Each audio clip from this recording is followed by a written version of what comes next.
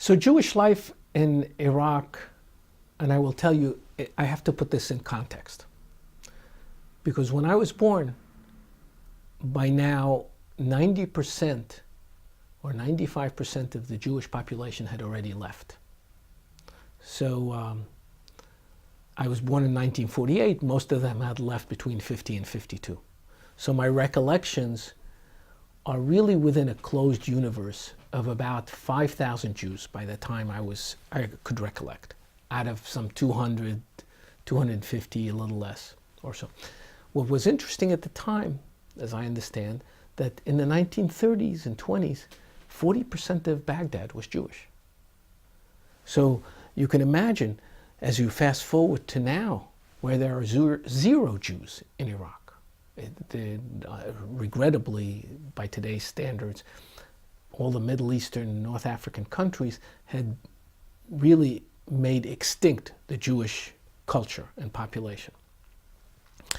And we can touch on that a little later, but in that context of time, it was a wonderful time, but it was also a dangerous time. And I say wonderful because everybody lived near everyone else, at least in my recollection, because I'm sure there were pockets of Jews who lived a little bit outside that center group of the 5,000. Some lived in the north, some in Basra in the south.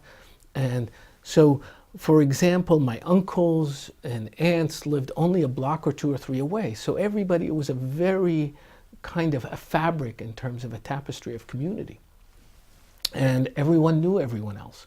And when you had parties, or when you had weddings, or when you had events, people could walk to your house. Occasionally they'd need to take a car or a taxi or a carriage. So in that context, when we went to school, Jewish life, you went to a Jewish school typically. So the school I went to was Frank Aney. And it went from the early, I would say, kindergarten. We had 3 years of kindergarten. And it started when you're 3, 4 years old. You went to 3 years. You had your sixth grade and then your middle school, what we call junior high school and high school. And it was really very fascinating. We had 4 languages we had to take: Hebrew, Arabic, English, and French. And many of the people who were foreigners, English or French, tended to come to these Jewish schools because they were very high standards. By the time we were in 4th grade, we were basically learning geometry and trigonometry. In fact, when I came to the United States, I was in the second half of 4th grade. My math was, how do you add 12 and 24? So I kind of regressed 3 or 4 years, having come to this country in terms of my education. I had no other language other than English until in my junior high school when I was able to take French. So it was a very cultivated, very rich society. In fact, when the Jews left Iraq, as in many of these other countries, what these countries didn't realize is they had a huge brain drain. The Jewish population in the country was really the most educated. And up until the time that they had passed laws, a little before, a little after Israel became a state, it became politically very difficult. That's why we left, in fact. And it wasn't, there was one huge time in the 50s in Baghdad, Iraq, in the 50 to 52 time period, when about 150,000 people or so left Iraq. But basically you had 2 choices at that time. You could either give up your citizenship, and essentially what many of them didn't know at the time, give up everything you owned, except you were allowed $200 in a suitcase, as my recollection was. Which really means everything you owned and existed, and all your historical values, your personal things, your connections. Like I said, my father's family tree. All these things had to be left behind. And it wasn't safe to take it with you because they could arrest you.